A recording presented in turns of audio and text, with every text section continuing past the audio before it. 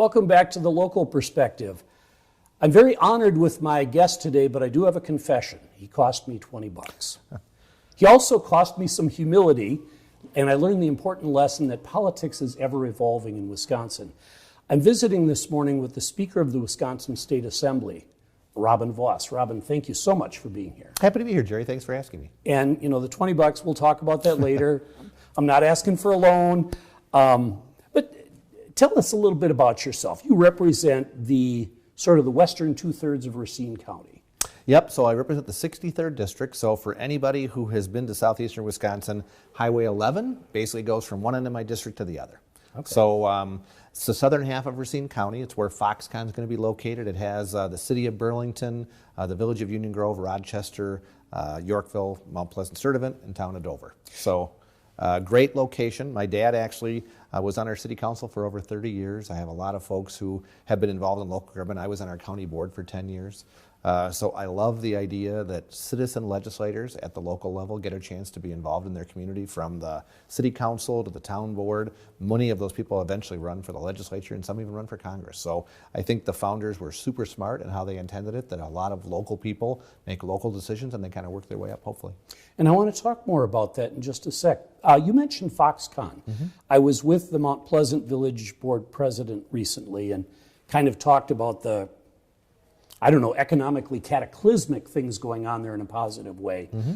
How's the rest of your district feeling that? Is there an impact felt equally all the way out? Yeah, so it's interesting that, so I own a small manufacturing company. We have about 60 employees. And it's interesting that I needed temporary help for the summer and the fall with our busy season. So we brought in some folks who are with a temp agency, and they couldn't find a place to live. They literally had a problem finding an apartment that they could rent for 3 to 6 months. So I think that's typical of what's happening right now in our area. There is so much demand that employers like me, we're excited about the possibility that we're going to have another huge corporate entity that will help to make our community even stronger. But it brings its challenges. For anybody who thinks about Racine County, probably the best known employer are the Johnson family of companies, right? Sure. Johnson Insurance, Johnson Wax, Johnson Diversity, Johnson Bank, all the Johnson companies. And if you add up all of their employees together in our community, it's about 4,500 people. So you think of the amazing impact that Foxconn is going to have, even if they would only have 5,000 people, which we know it's going to be more, but even if they just had that same amount, the Johnson family are our most generous corporate citizens, and they employ a ton of people who get to live a good family-supporting lifestyle.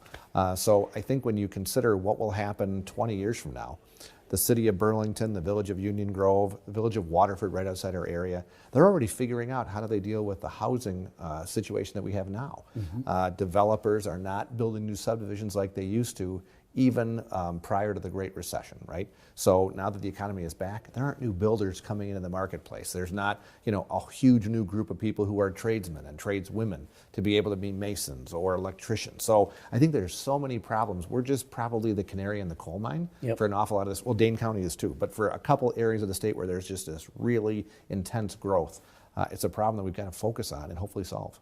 Well, and you talked about housing, and housing is not the key topic of this show, but running around to the 602 cities and villages in Wisconsin, I think it's safe to say there isn't one that doesn't have a housing shortage of one form or another. Yeah.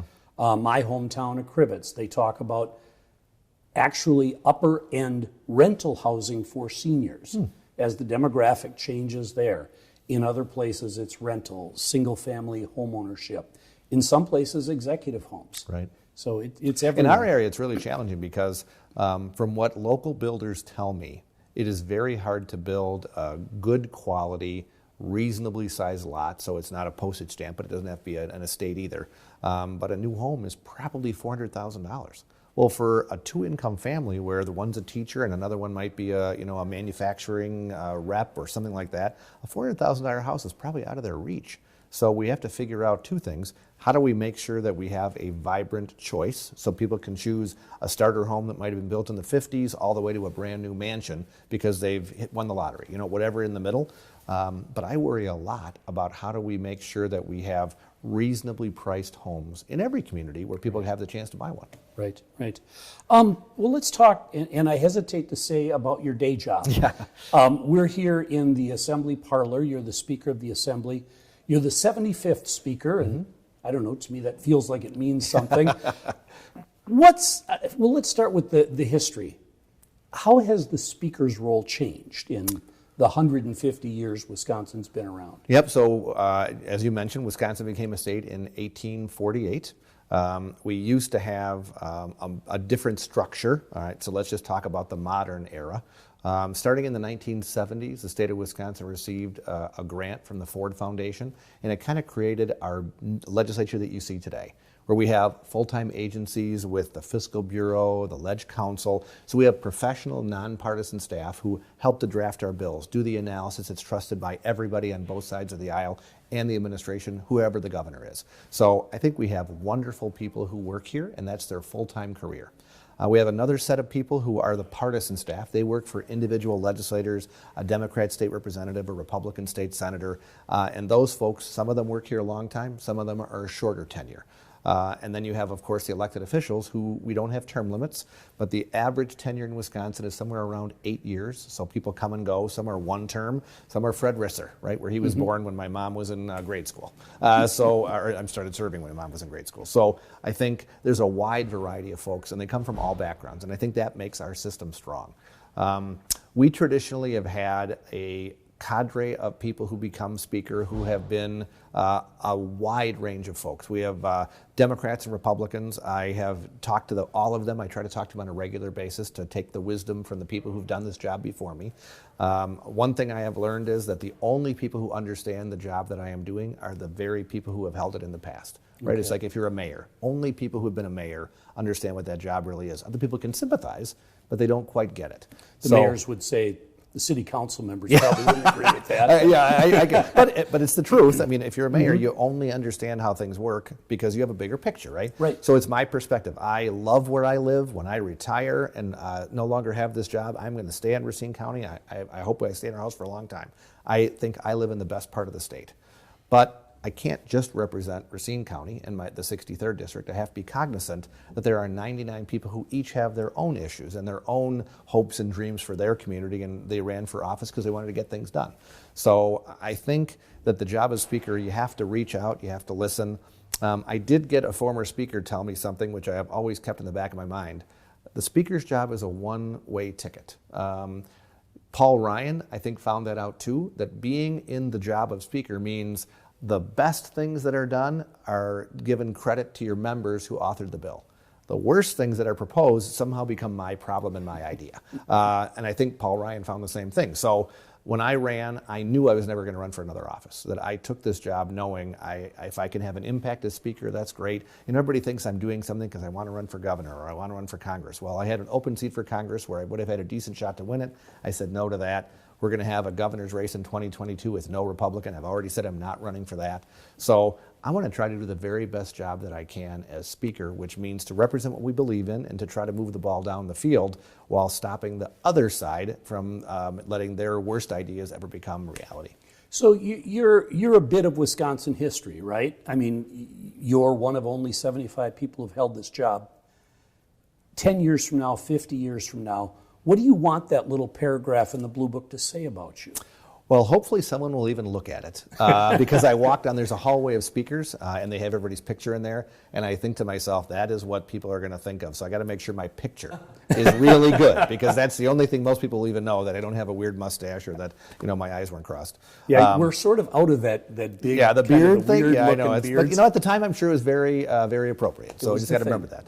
So I guess from my perspective, I'm proud of the fact that when we ran for office, I ran for office in 2004, we had divided government. We had a Democrat governor, Republican legislature. I have been through pretty much every machination to see how things work between Republicans controlling everything, Democrats controlling everything, and a divide between the two.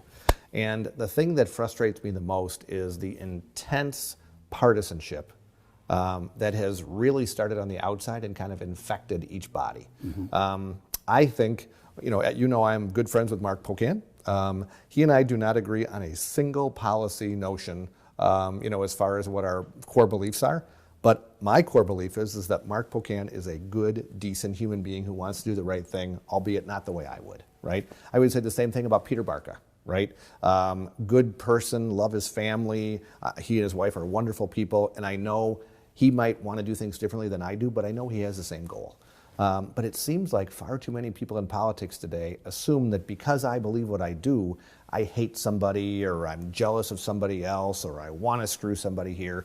And I hope that people look back and say, we try our best. You know, nobody's perfect. There's a lot of things you can criticize. But, you know, I've tried to do things where I can. We have things called speaker task forces. There are 3 going on right now. One's on adoption, another one's on suicide prevention, and the last one's on clean water. So I try to find things where Republicans and Democrats can work together and it doesn't become an automatic partisan divide. We have plenty of those, so that there's nothing we can do about that. Some people try to work on the topics that are the most partisan and figure, I'm going to beat him over the head until I convince him he's wrong. Well, I think that's what's wrong with politics today. Far too many people think it's our job to beat the other side, to say you're an idiot, as opposed to, well, tell me why you believe that, because I have such a different set of background and understandings that I don't understand how you could be where you are. So my hope is that as people look back, we'll have a productive time where we had divided government for part of it. We had an all-Republican government for part of it, hopefully never in the minority, but we'll see what happens.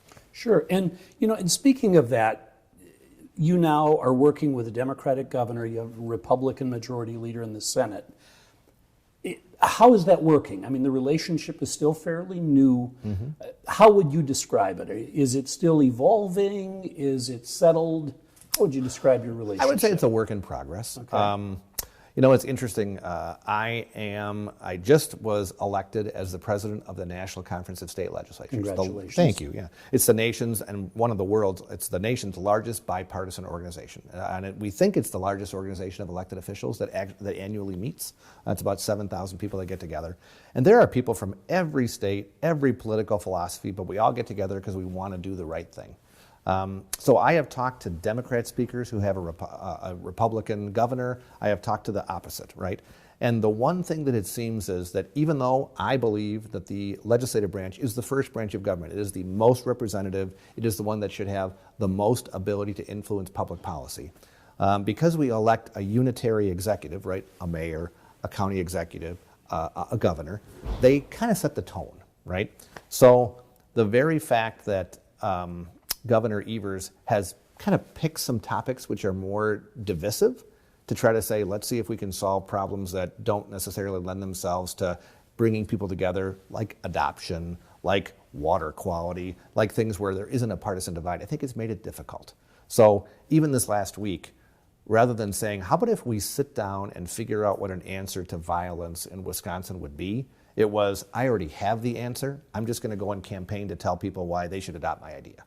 He has every right to do that, but it doesn't build a relationship when you think that's the way that you're going to try to win people over, is by kind of brute force or, you know, bludgeoning people with their beliefs. So I hope that over time he learns to be a little more collaborative, to maybe talk to us earlier in the process, as opposed to once he's already made his decision and then it's just kind of a knee-jerk reaction from everybody from that standpoint going forward. Okay. Speaking of violence, and obviously this has captured the attention of the mayors, the first responders, all of these municipal folks. I know that they're very concerned about this, and I think, like a lot of your members, they're scratching their heads going, but what is the answer?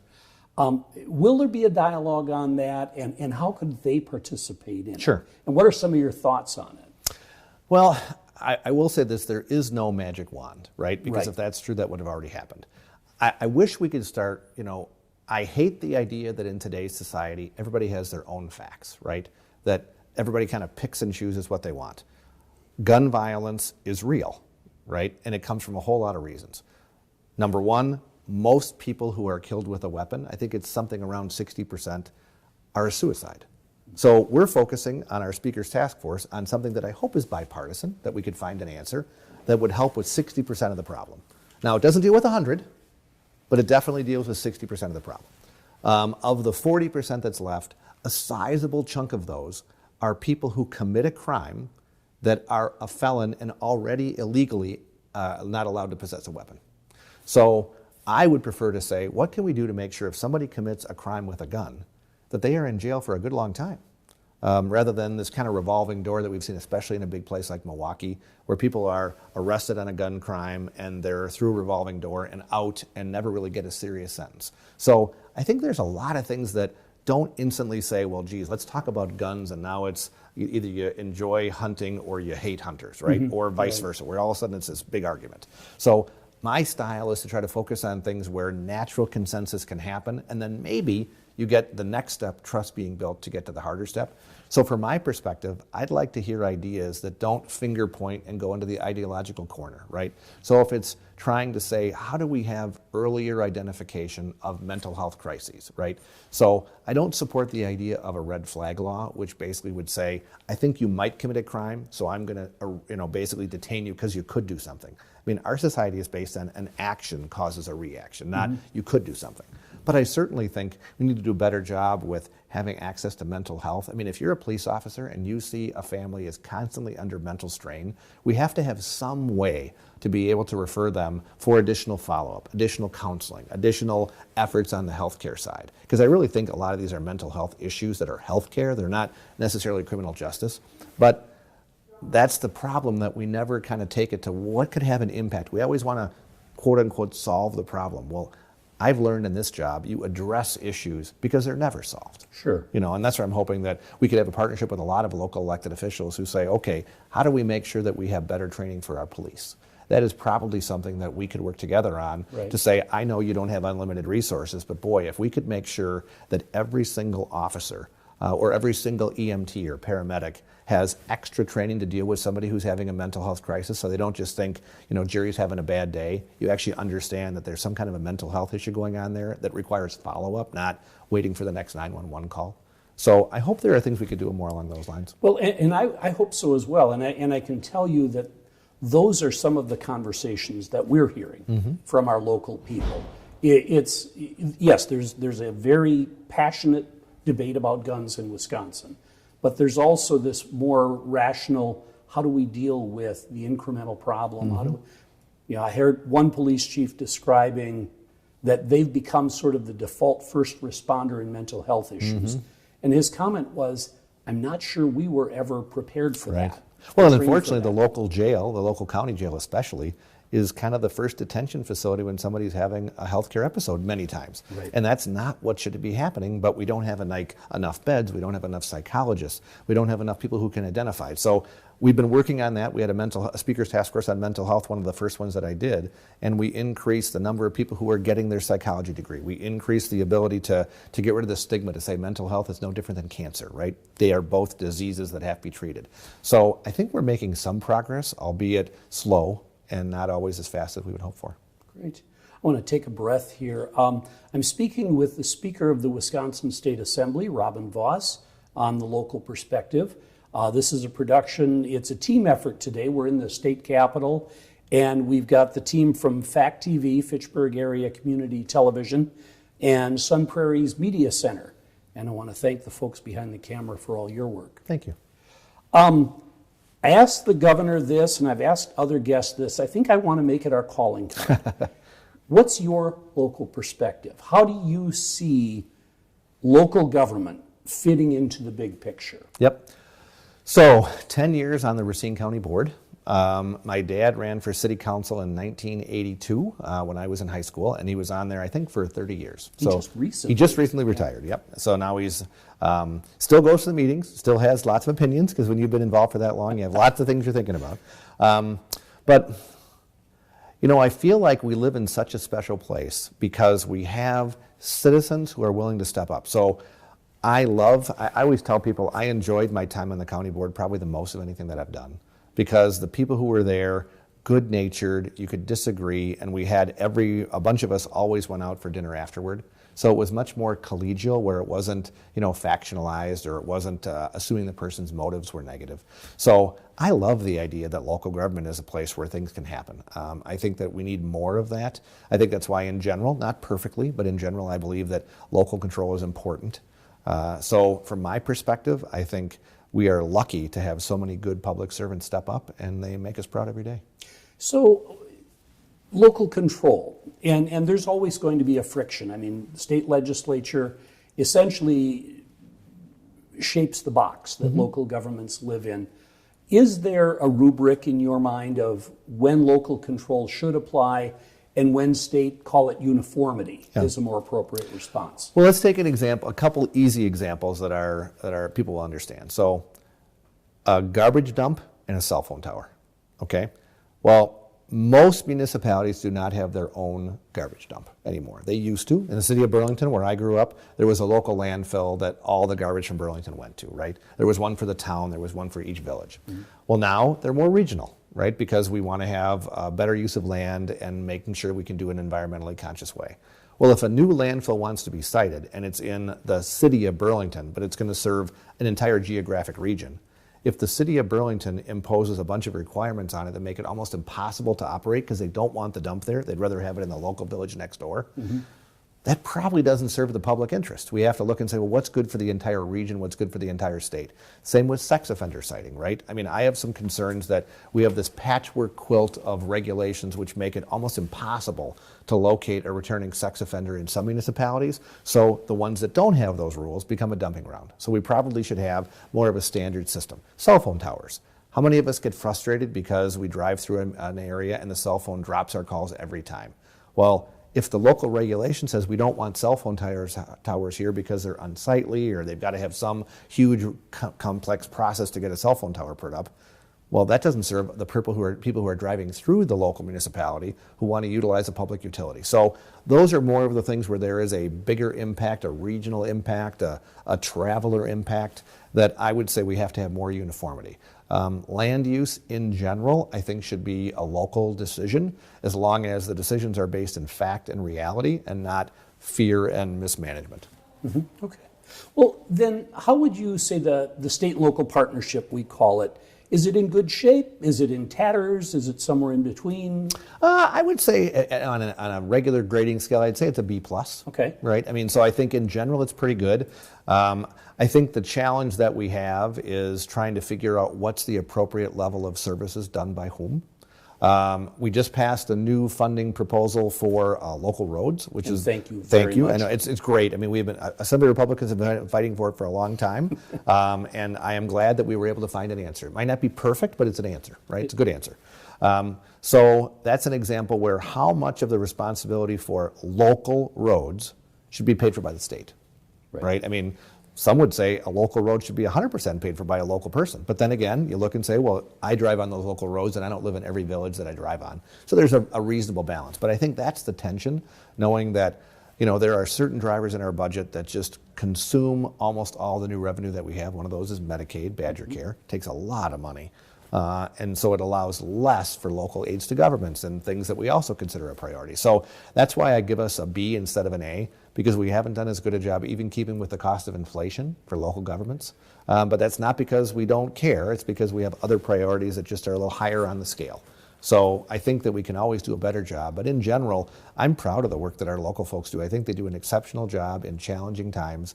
And for the most part, I hear almost no complaints from people about the quality of our roads, the quality of local services like a road, because they see people are trying to do the best they can. Okay.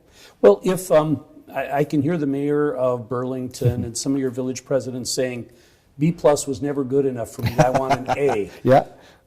What, you know, you're the principal here, you're the teacher, what would it take for them to earn an A in the state and local partnership? Well, I mostly put that on us, not them. Well, I'll get to you next. Okay. Let's start with them. I would say from their perspective, I think we need to be more innovative. I think coming and just saying we need more money for the same program we've always done in the same way we've always done it isn't necessarily a persuasive argument.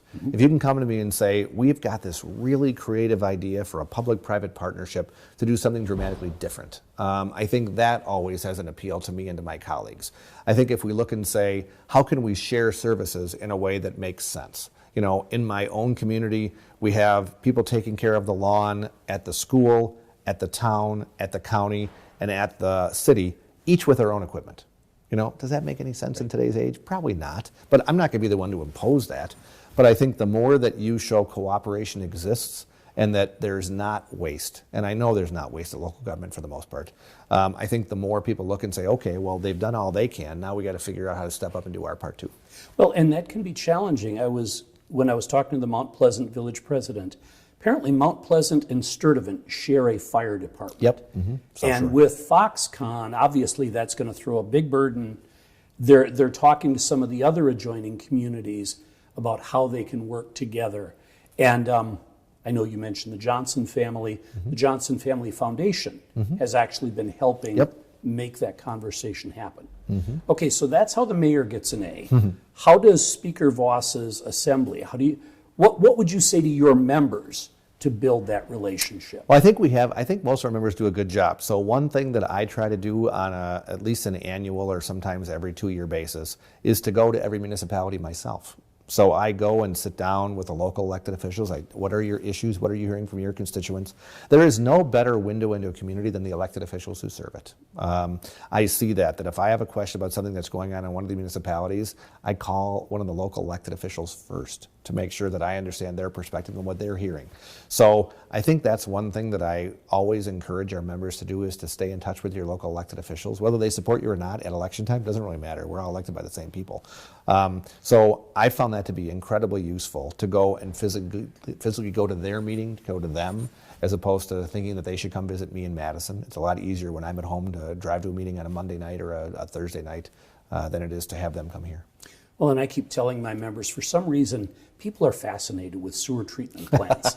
I don't know why. I just toured one. Yeah, I did. Yeah. You made my point for me. Yep. But it's an amazing bit of technology. I mean, it's. And one thing that I think local governments could do more of too, we have a ride-along program where the judicial system does that, where a judge will take someone for an afternoon and kind of watch how they operate in court.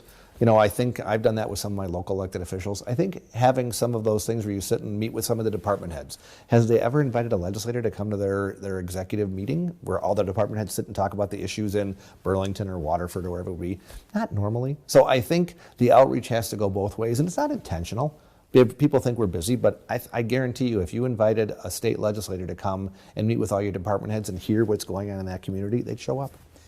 That is a great idea, putting that in my next magazine.